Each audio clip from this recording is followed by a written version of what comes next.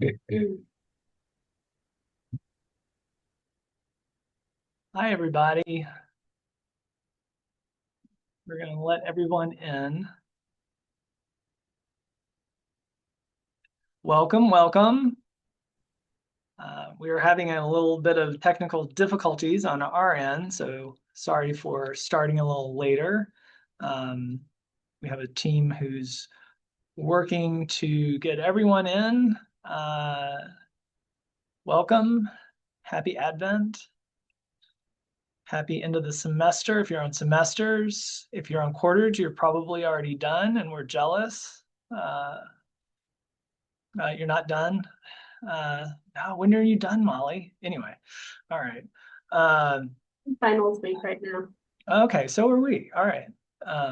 Well, hi everyone. I'm Andy Wilson. I'm Senior Associate Vice President for Student Success at Loyola University Chicago.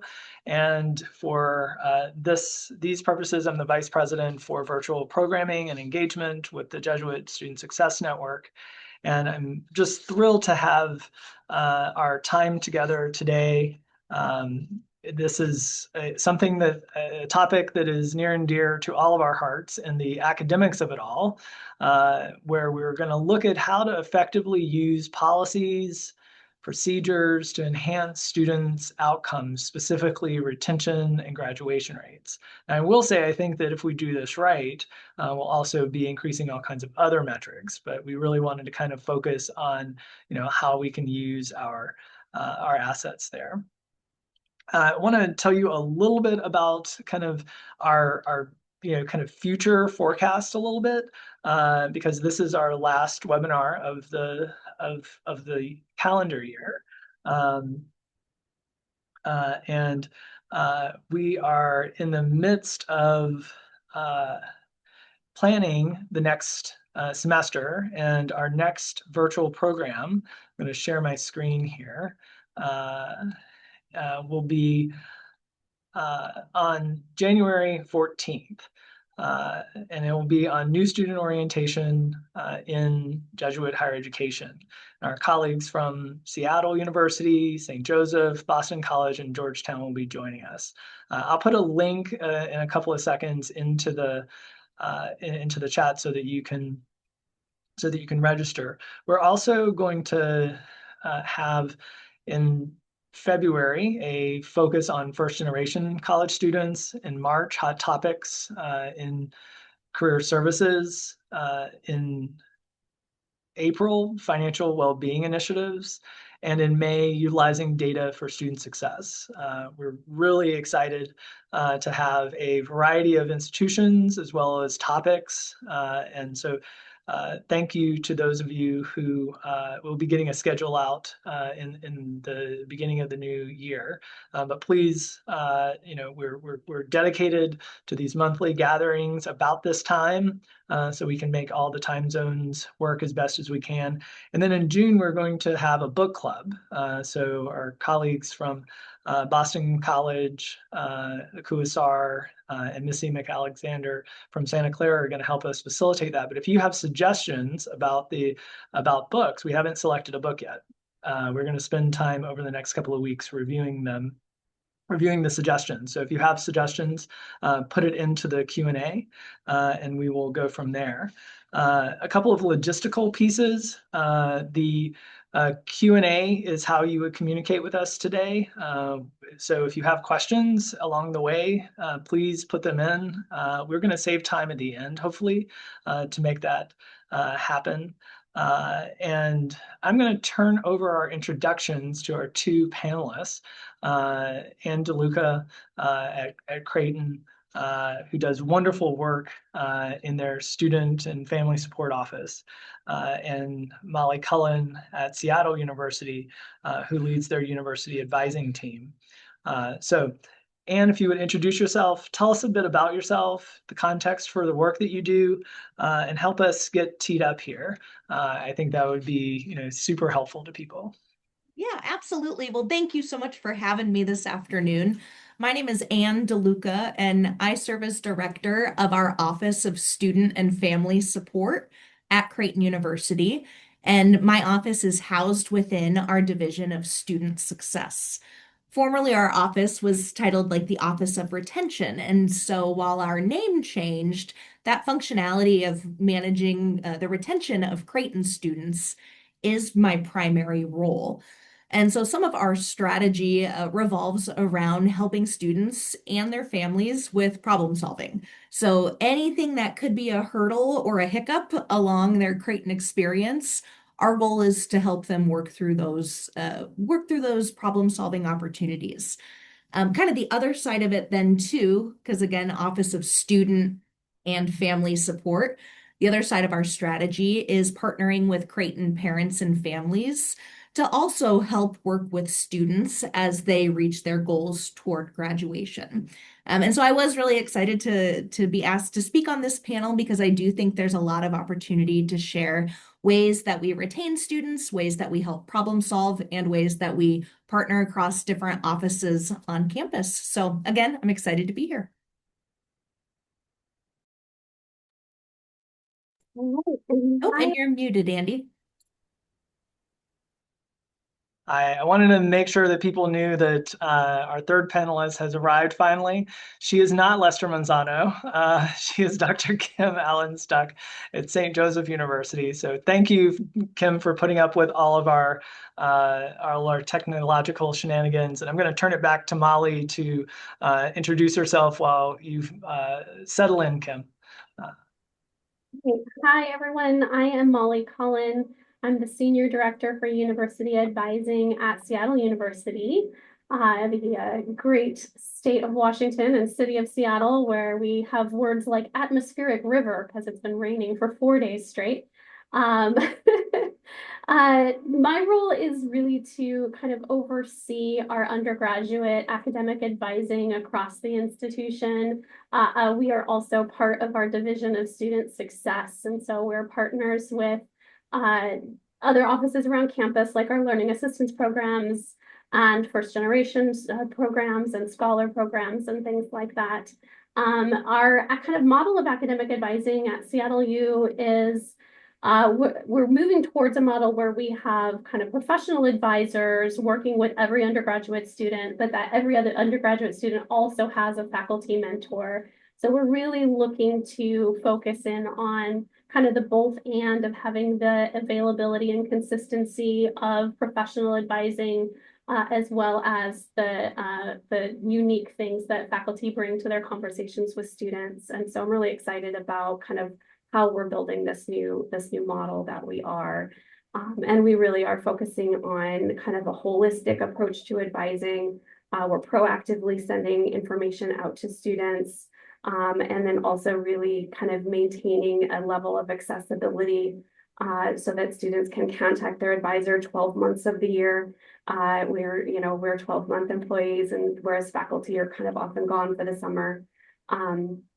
But we're really wanting that kind of accessibility and consistent experience of advising for all undergraduate students.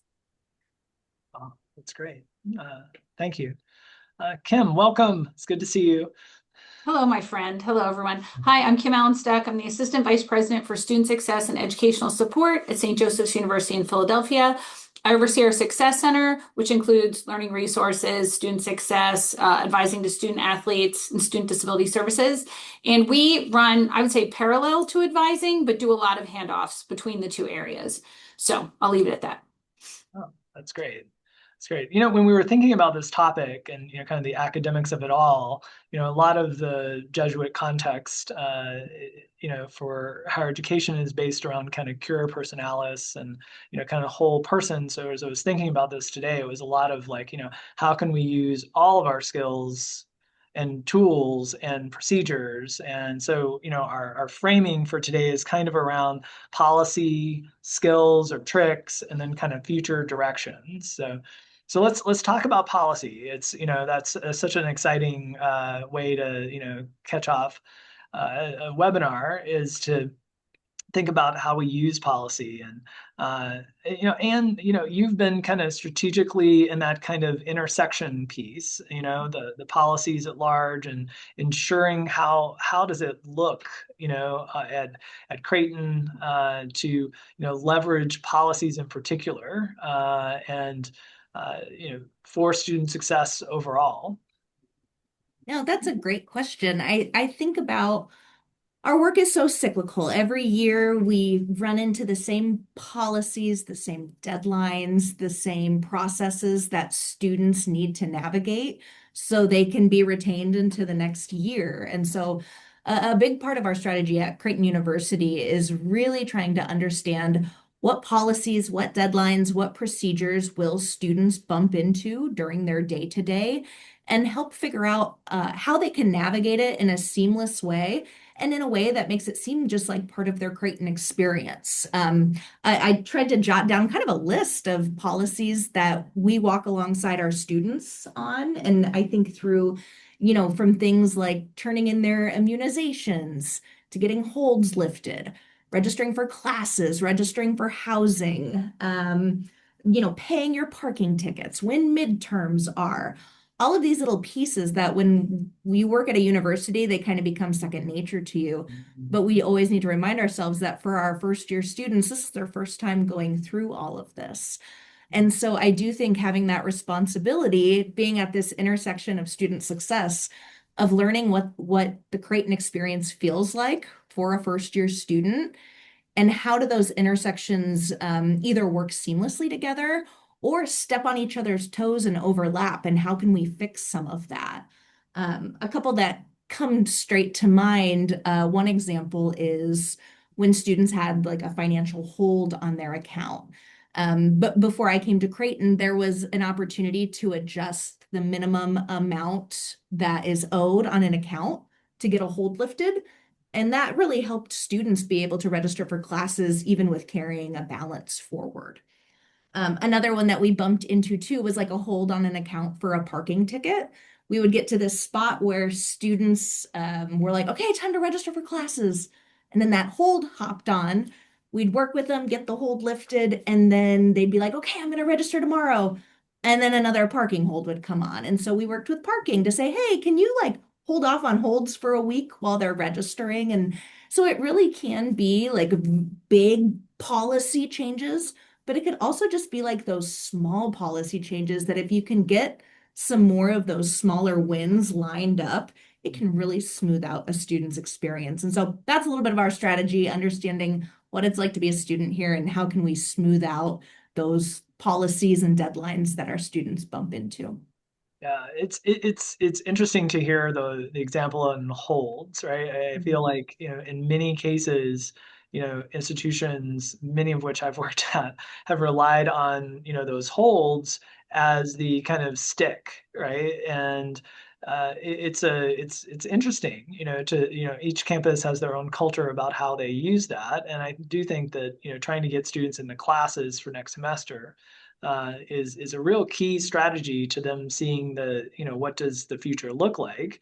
There's also the friction that comes along with that.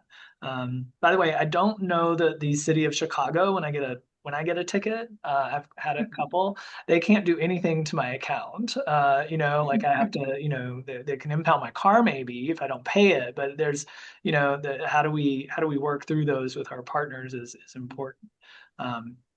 Kim, you sit at an interesting intersection. You were saying kind of adjacent to academic advising and, kind of that handoff. What do you see as some of the strategies that intersect, policy and student success outcomes? We've had two in probably the last 5 years that have been huge for students who were not doing well. So one is we have an academic forgiveness policy where students need to take a 12-month period away from the university. They can take courses elsewhere. And then when they come back, as long as they get a 2.0 in that first term back, whether that's one summer class or 12 credits, 2.0, they can go back and have anything, if they want, below a C- academically forgiven and start again. Most students, it's really just Fs because Ds pass, and I don't think that's wise. But you could go lower. game changer for students who otherwise might have never been mathematically able to complete a degree or really make much headway. The second is grade replacement, which we're actually much more new to. Maybe that's like 2 years, where students are able to take up to 4 classes, again, where they got less than a C minus, and retake the grade. The grade still appears, but it's no longer calculated into their GPA. Also a big help for students, especially first-year students who are going to have to retake that class anyway, being able to change that up and have a better outcome on their GPA. Huge improvement for struggling students. Huh. Yeah, we may circle back to that for more details. I mean, I do think that, how do you help people get a good back on track experience, right? Like, the 12 months away, like Yeah. yeah. And we do try to work with them. They have to onboard back, like there's a process. But we also realize otherwise we were basically saying you might as well transfer somewhere else because you will get a clean slate GPA there and they're not going to take your Fs either. So why are we saddling you with these Fs that we could easily forgive? Huh. That's so sensible. And Molly, you spend a lot of time, working with students, particularly, those, there's a range of students who you and your team work with, but particularly like the struggling academic students. Like, how do you see policies or procedures in that space that might be helpful for us?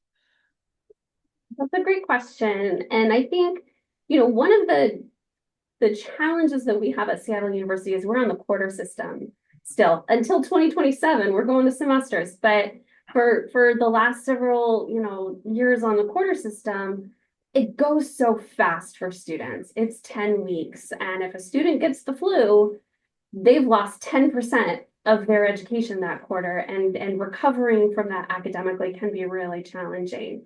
The other challenge that we've really seen is students, by the time midterm comes around, midterms are 4 weeks from finals. And so being able to get a midterm grade and then have time to recover or make up work or things like that can be really devastating to student success. And so one of the initiatives that Seattle University put forward, thanks to some hard work of some of my colleagues, we call it the Early Feedback Initiative, where faculty are now required to have an assignment, assessing assignment in the first 3 weeks of the quarter, and then they're giving students kind of feedback, not a grade, but you're meeting expectations, you're not meeting expectations, those kinds of, and we get kind of like a red, yellow, green stoplight. So advisors can reach out, students are getting the feedback directly from faculty through our system, but then advisors also have access to that information. So if a student's coming in and talking about classes next quarter, talk to me about your current classes, and we can see if it's going well or not. And it's just a snapshot in time, but it does give students that early indication of like things are not okay, according to this faculty member. And so they have more time in that quarter to re-engage in the class, start attending the class, things that they need to be doing. And the last thing I would say is we were also utilizing a really important tool. A lot of institutions use Slate as an admissions process or platform. We actually have our own instance of Slate here at Seattle University for student success. And so it allows us to track our advising notes and our communications and refer students. Our early alerts, our early academic alerts are coming to us through Slate, which is distinct from like care team issues that the students not attending, those kinds of things, as well as the Early Feedback Initiative. And we also are utilizing Slate in our communications around academic standing. So when students find themselves on academic warning or probation, we're not sending them the one email with like 47 instructions and it looks really scary, which can, if you get that right before Christmas, you're not sure you want to come back next term. We're sending a much like simpler email. You've been placed on probation. This is what it means. We believe in you and we have all these tools for you. And then it links them to a specified checklist distinct to that student, where their checklist items are filling out a student success plan where they can reflect on what happened this last term, how they found themselves in the situation, what the obstacles were, what their goals are for the future. And then that plan becomes the root of their conversation with an academic advisor, which is required. And all of these, checklist item 1, do your success plan. Checklist item 2, schedule with your advisor, meet with your advisor. Like those expectations are kind of specified for the student, and they can kind of have a live checklist of here are the things you need to do, which allows us not to just put that all into one big scary email. So it's a warmer way of, talking to a student about their academic standing, but also gives them really clear instructions. And so utilizing that tool has been really helpful on that front as well. Yeah, I will say, one of the themes from all 3 of your reflections on kind of the policy, which can feel so pointy and cold, right, to talk about policy, is how much care is really embedded into the approach, right? Like, I think each of you have kind of touched upon, when students aren't having the start to college that they expected, how do you help them recover from that? And, with a sense of purpose and confidence that kind of what's going to come next. It's very holistic. It's very caring. It's, and kind of alluded to the companionship pieces of what we do in Jesuit higher education. It's not just about administering the policy. It's about accompanying them as they experience the policies, right? So having a checklist or having a forgiveness policy, or, having a way for, you to kind of, look through, various aspects of their experience before they get to it, right? Like, we can get so blinded by our own experience because we've been through those cycles a lot. It's really important. I know one of the things that we're all kind of hungry for, you sign up for one of these webinars and come, and you're here and you're hearing people, and, we've talked about, I'm sure there are people who are like, we need a forgiveness policy, we need a checklist. We've already kind of, talked about some of the, practical applications for, how we enhance students' success practices. But I'm particularly interested in what you might think that you would want our colleagues to consider that might help reduce attrition in particular. And, particularly, the whether it's a policy or it's a, just a practical skill, I want to make sure that we walk away from here with like, oh, I got some good ideas. And we've already got there, but like, we wanted to carve out some time for you to, kind of think through that. So, Molly, do you have anything that comes to mind? Well, yeah. So one of my soapboxes here at Seattle U, and if you've been on any committee with me, you have heard me talk about this, is around supporting students and recognizing their own agency in impacting their progress to a degree, not just like the locus of control, but actually see themselves as empowered to act. And each of our institutions is a huge bureaucracy and can create unintended barriers to students who have little experience or actively have negative experience with navigating bureaucratic systems in the past. I highly recommend people look up Dr. Tara Yasso's cultural wealth model, where she coined the term navigational capital to reflect the inequality of that's inherent in bureaucracy. So we've all known the student who will, maybe a student received an incorrect grade by mistake. It was a typo or whatever. And there is that student who will push against every door and have their parent call the provost directly to insist that that grade get reviewed and checked and changed. And then there's the student who doesn't know they're even allowed to ask that question. And so I think for us, in terms of like tangible things we can do, it's really, I really encourage my advisors to talk to students about what they have agency in, we can be wayfinders in knowing where to go to ask a question, what questions can they even ask, what resources might be available to them? How can they impact the circumstances around them? What questions they're even, they don't know, students don't know what they don't know. And so to be kind of encouraging students to say, okay, well, why don't you go and talk to Student Financial Services about your financial aid package? Here are some questions that some students might ask to better understand the situation. And instead of just kind of, I think a lot of our students either don't know they're allowed to ask or advocate for themselves, or they don't have any trust in the system because of past experiences. And so, oh, well, they're not going to listen to me anyway. I'm not even going to ask. And I think that that's an equity issue. Here at Seattle U, we're an extremely diverse student population, and a lot of our students have had experiences with the state, experiences with, social workers, experiences with different components of bureaucracy that have not gone well for them. And so to kind of see themselves as capable of advocating for themselves, but also where to go to ask the question, what questions to ask, where to find the information that they need, and to kind of take responsibility and agency in their own kind of opportunities and expectations.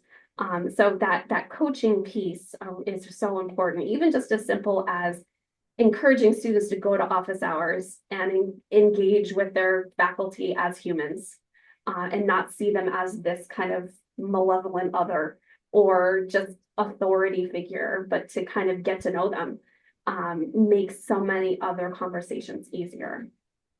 Yeah, I think it's such a good point to think about uh, the experiences that students may have had before they came to college, right? And because college, even for I'm at a certain age now where my friends' kids are going to college, and these are very savvy people who have had a lot of experience. And college, even for them, is a challenging bureaucracy, right? And so to see that, and then you think about, because there are just so many things that exist in a college that didn't exist in high school or didn't exist, 30 years ago when we were in school, right? Like, so, how do you source that? And I love the example of the prompts for what you might ask when you go to a financial aid office or when you go to a tutoring office, or like this is how you might engage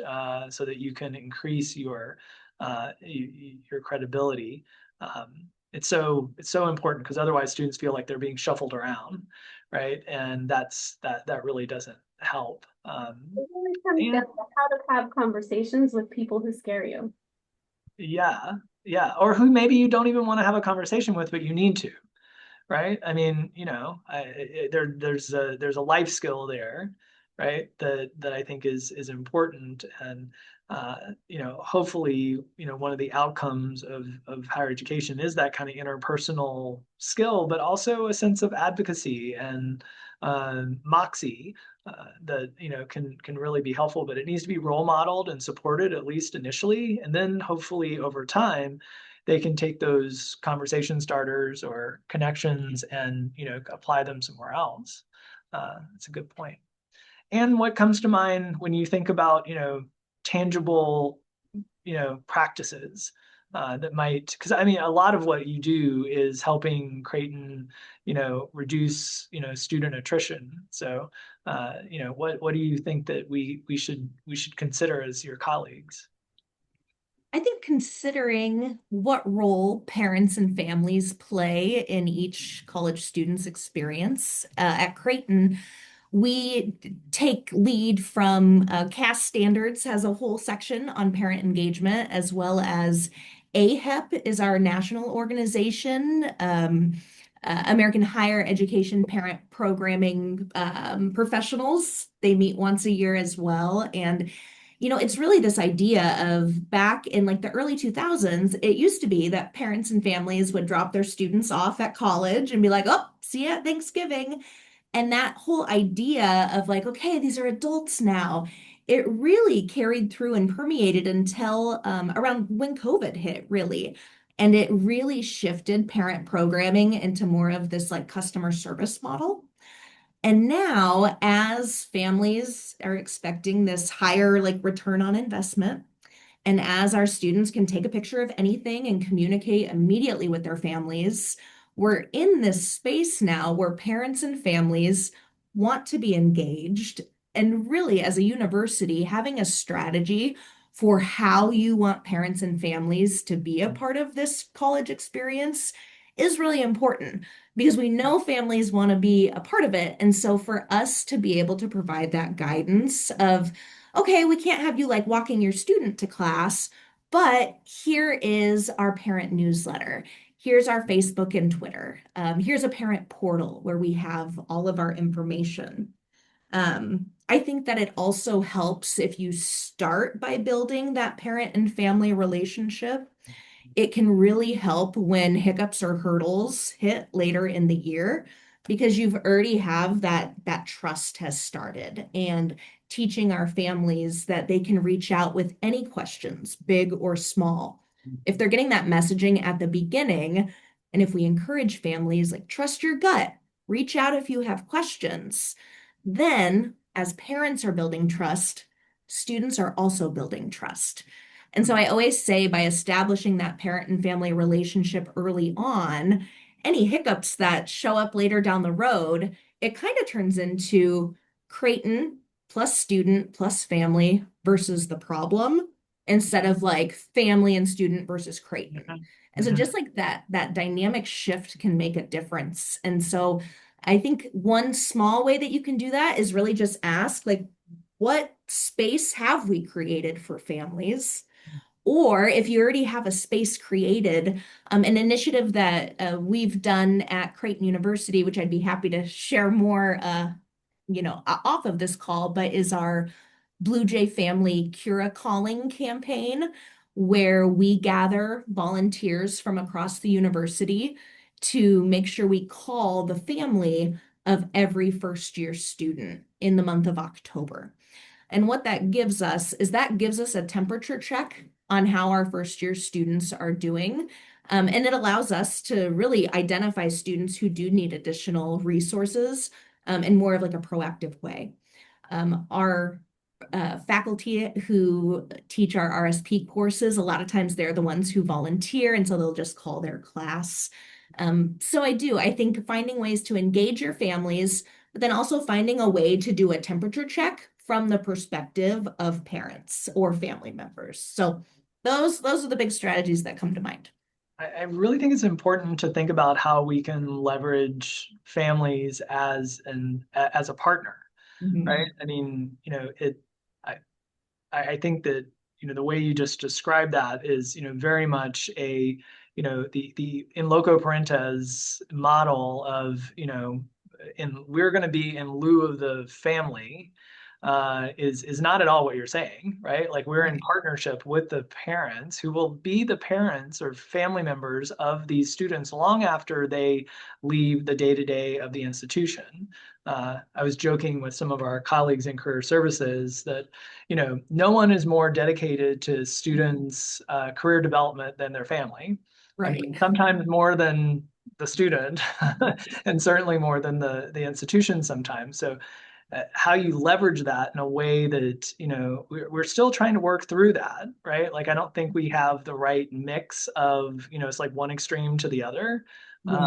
And there's some, really good examples out there about how we can, kind of nudge families to do the things that we want them to do. Kim, what does this bring to mind for you? So I can think of like we do letters, kind of old school. We do letters. Two times come to mind. One for any first year student, new transfer, first year student who did not get a 2.0 or earn 12 credits their first semester. We send a letter home to the student from the Success Center, inviting them to join our rebound program. So to help them right the ship academically. A lot of parents see that. A lot of parents are glad to hear we're stepping in or didn't know there was a problem, and now we are. We also send letters for the 2 years after students should have graduated.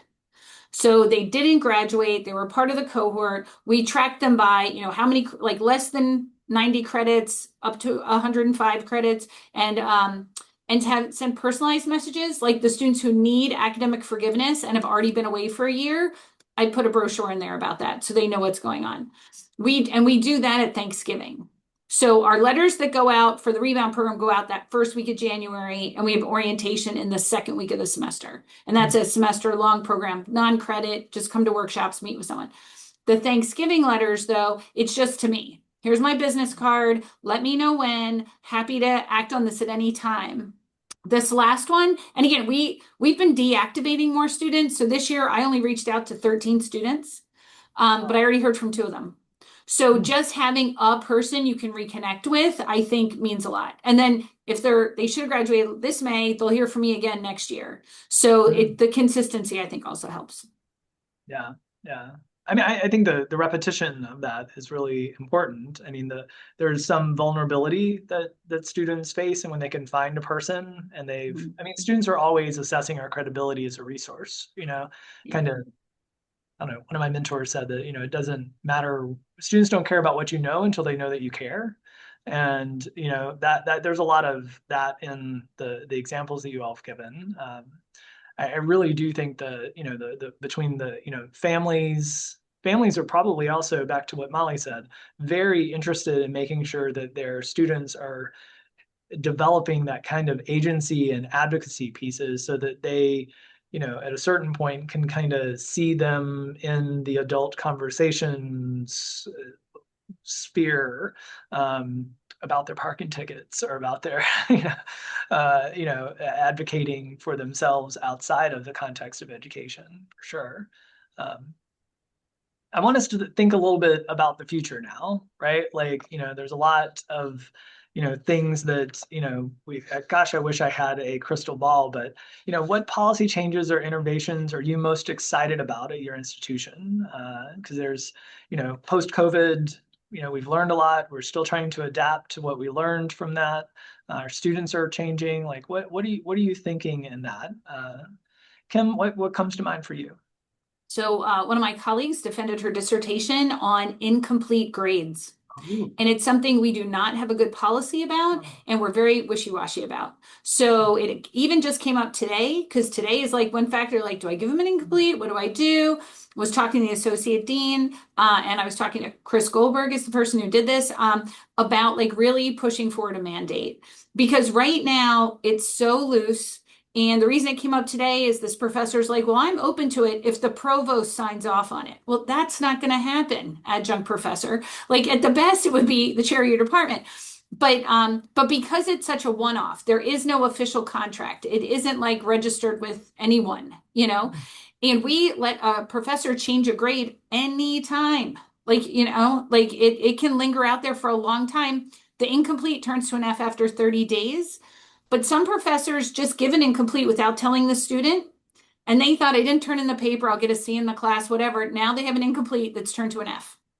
Oh. So the email that the associate dean and I were talking about today was telling professors an incomplete is not a default. Like it has to be an active process. Yeah. And how can we tighten that up?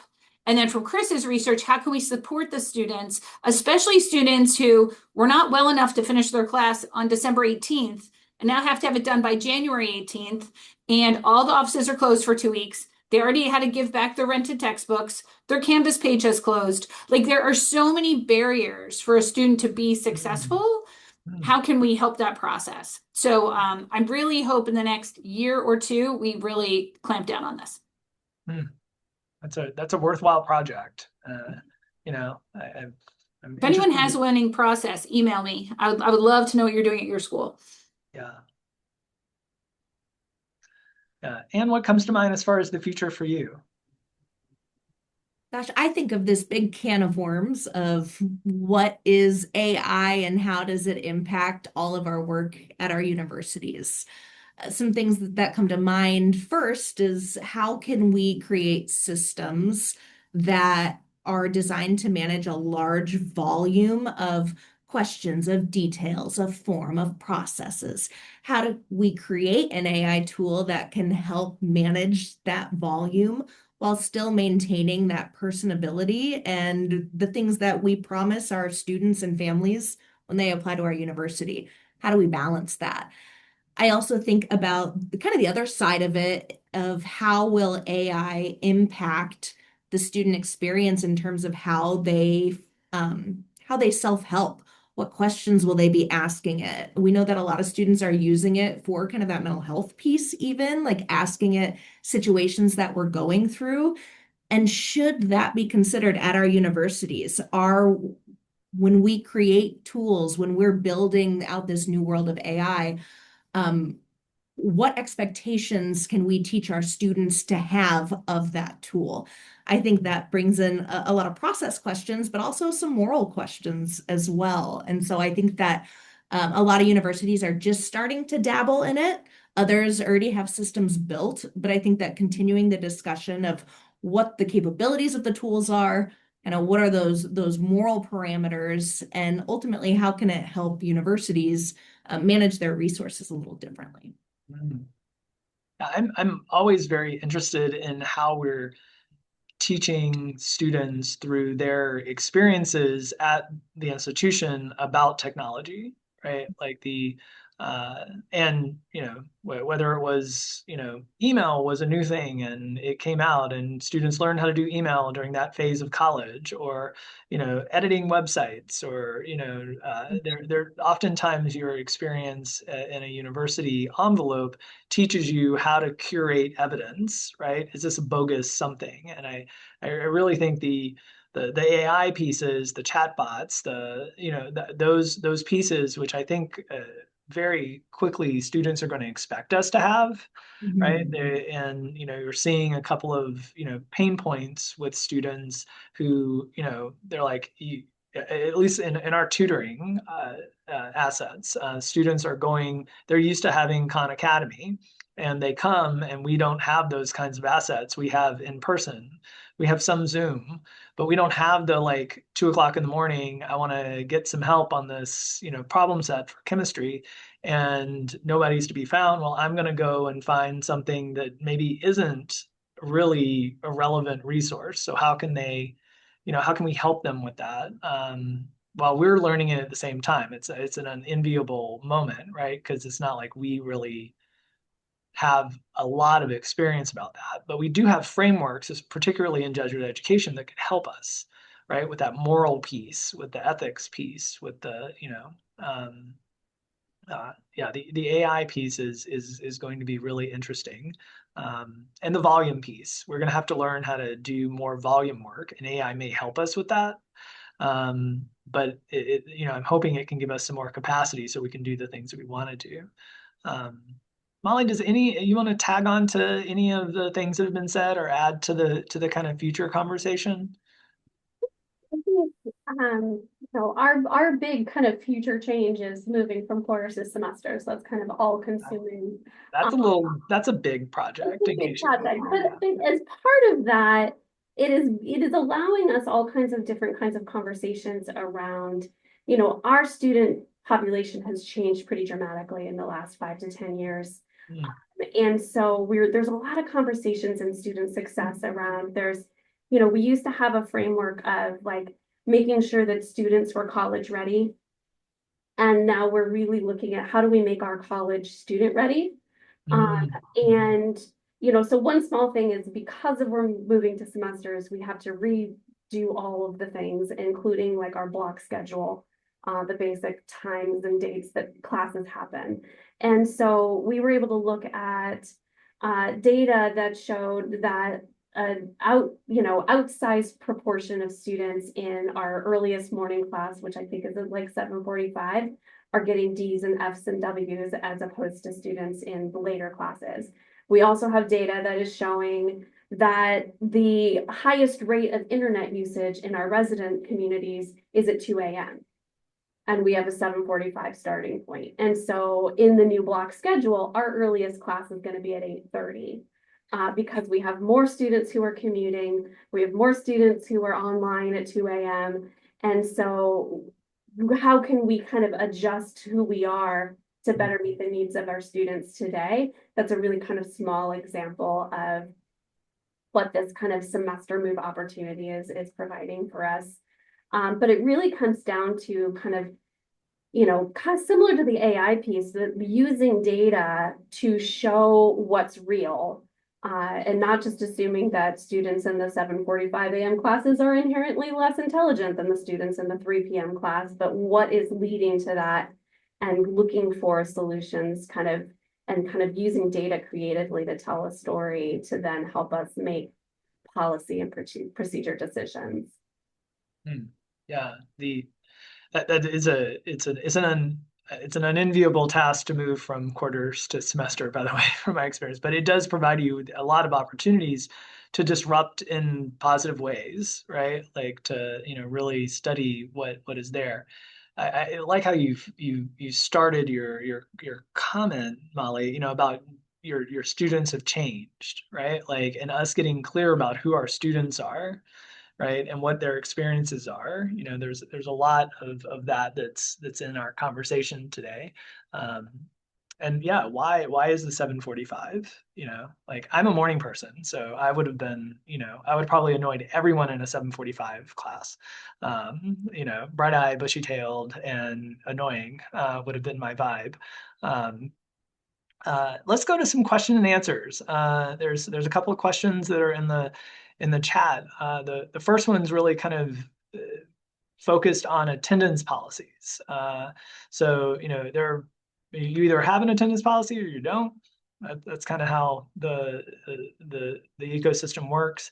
And for those that don't, there's increasing concerns from both faculty and students about the wide variability of how attendance is handled across courses. So I think this is more of a like, how do we handle attendance as opposed to students not attending necessarily.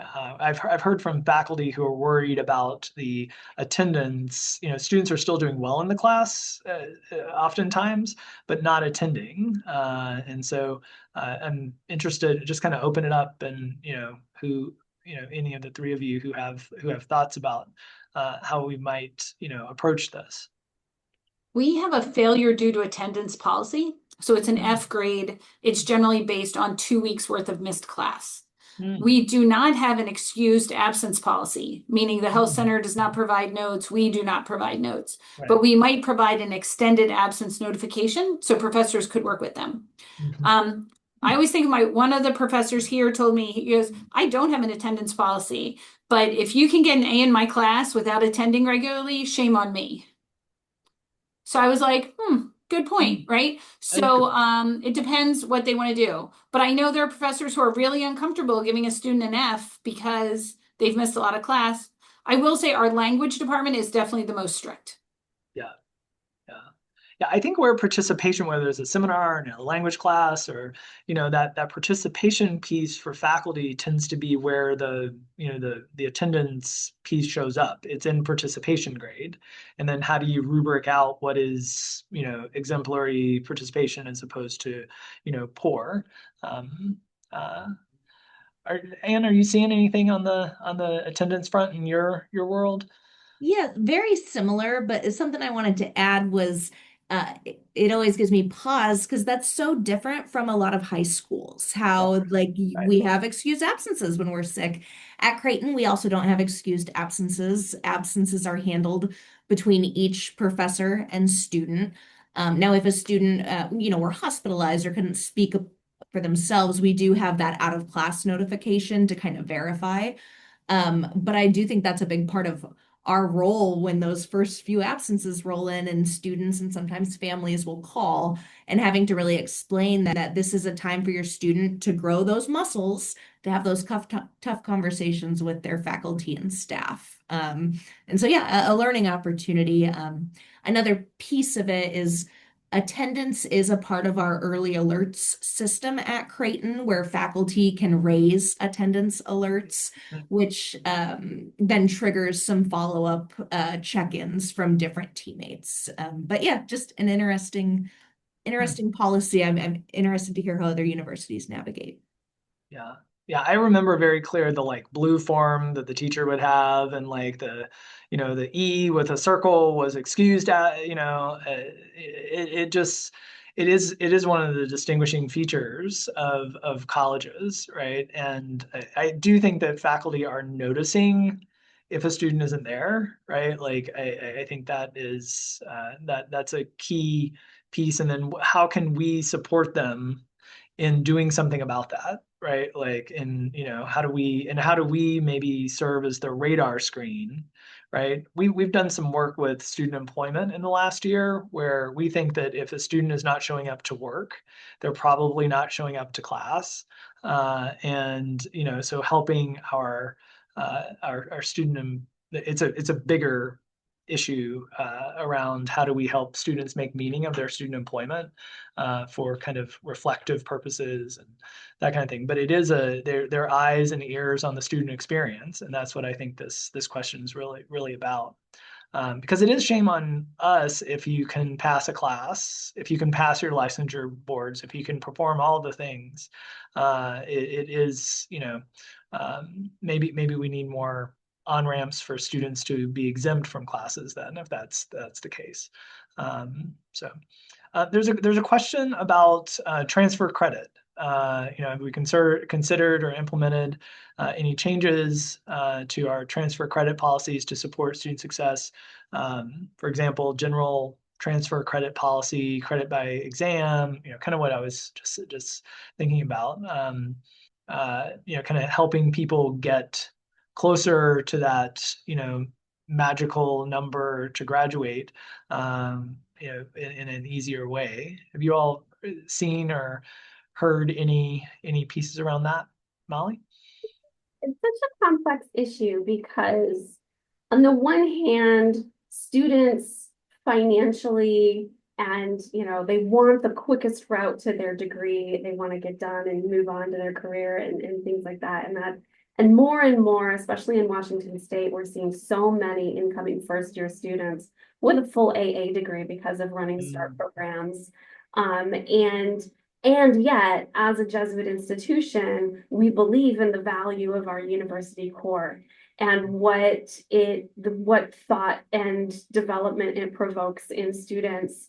And so there's always this tension between being as permissive as possible in acknowledging the education that students are coming in with, and also recognizing the unique kind of value that we provide as a Jesuit institution to the development and holistic kind of life of our students.